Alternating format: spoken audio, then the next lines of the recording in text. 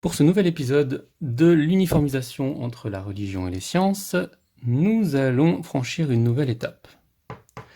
Après avoir relativisé la religion d'un côté, relativisé les sciences de l'autre, nous allons produire un amalgame, c'est-à-dire réaliser un circuit, un schéma mental qui permet de définir globalement la même chose, un même fonctionnement entre la religion et les sciences.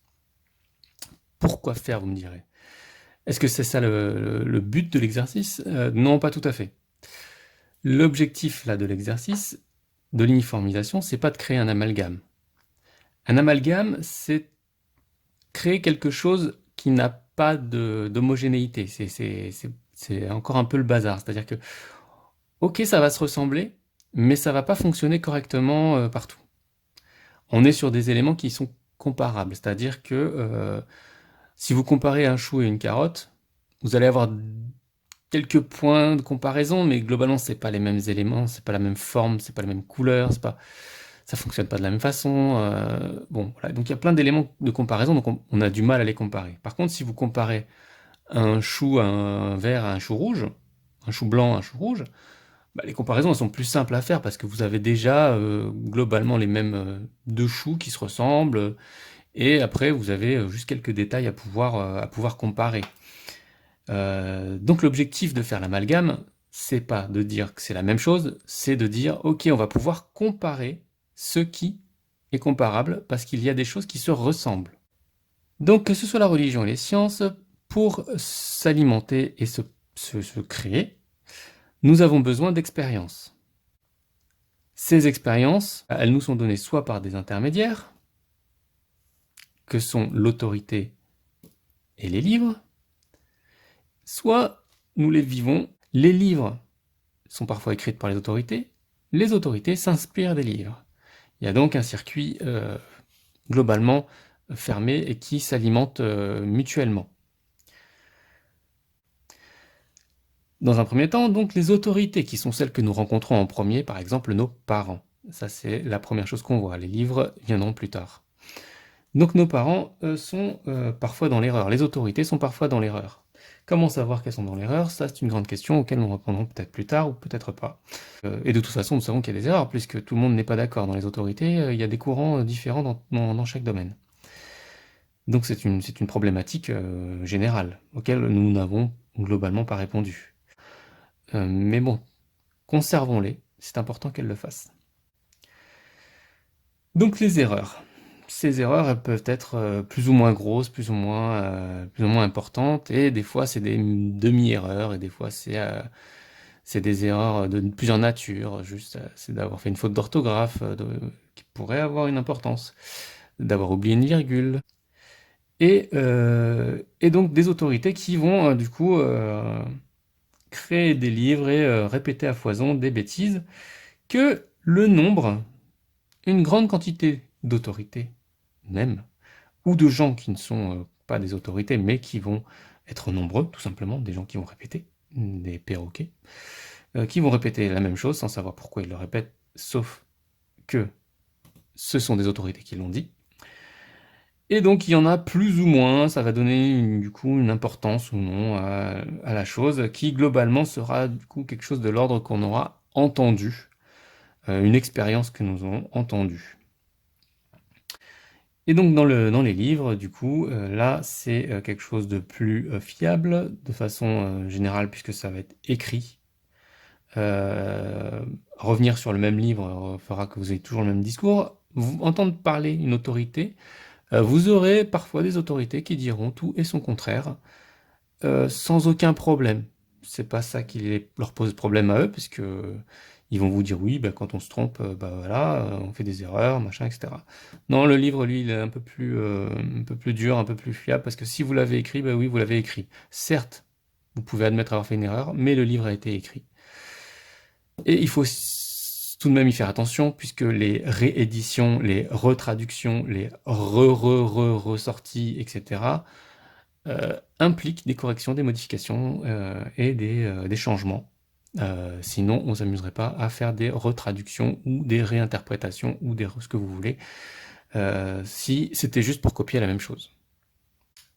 Du coup, dans le livre, la question de l'authenticité est importante, bien plus que dans l'autorité, c'est pour ça que c'est séparé, puisque l'autorité authentique n'a pas vraiment de sens, elle bouge en permanence, c'est toujours des nouvelles personnes, et toujours avec des opinions qui se valent, mais qui ont tendance à pouvoir être mouvants sur certains sujets. Donc l'authenticité, elle est importante, surtout quand on est face à un livre qui a été écrit par Dieu ou ses collègues, ou ses prophètes, ou ses autorités, ou ses machins, ou quelqu'un d'autre. En fait, on descend en fiabilité. Et donc quand c'est quelqu'un autre qui fait un commentaire sur le livre, sur un livre, sur une histoire, sur une expérience qu'il a vécue, on est sur un niveau de fiabilité ou d'intérêt qui chute drastiquement assez vite, quoi. Et donc on a le même phénomène dans le sens où c'est un original ou quelque chose copie une transcription ou une traduction, où là on a perdu beaucoup d'informations, s'il y a des erreurs ou pas, si le livre a été interprété ou pas, si le livre est falsifié ou pas. Avec le détail de la falsification qui est important, de savoir qu'un livre falsifié contient les falsifications et ce qu'il faut pour les démontrer à l'intérieur même du livre, pour des raisons que je vous ai expliquées précédemment. Ce qui nous donne une expérience lue. Et là, dans l'échelle de valeur, on a du coup quelque chose que je n'ai pas orienté, mais il y a une échelle de valeur. Soit on l'a vécu, soit on l'a entendu, soit on l'a lu. Et dans la fiabilité, les choses sont orientées de cette façon-là. Soit vous faites plus confiance au livre, et auquel cas c'est par ici que ça se passe, soit vous faites plus confiance au vécu et aux expériences vécues, réalisées, etc. C'est par ici que ça se passe. Soit vous êtes sur un compromis, oui, alors les autorités, elles ont expérimenté, elles ont des livres, etc. Et donc elles savent mieux, et donc elles sont là. Mais c'est un compromis, c'est-à-dire que vous avez besoin des livres fiables et vous avez besoin d'expériences fiables, sans quoi votre système-là est problématique à plusieurs niveaux. Enfin voilà. Donc ce que l'on entend, et les livres accessoirement également, mais c'est par le biais des autorités.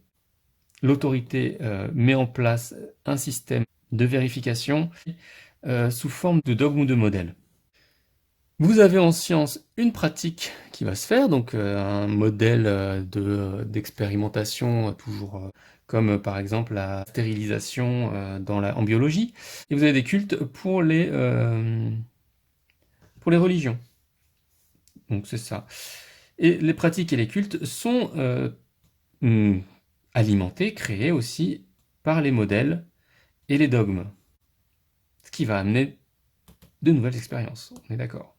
Ces pratiques amènent à des erreurs ou non, et donc là on a de nouveau à savoir si la pratique est correctement réalisée, pourquoi elle ne l'est pas, et donc si l'expérience ne fonctionne pas, elle vient alimenter ici et réexpliquer pourquoi cette fois-ci ça n'avait pas marché.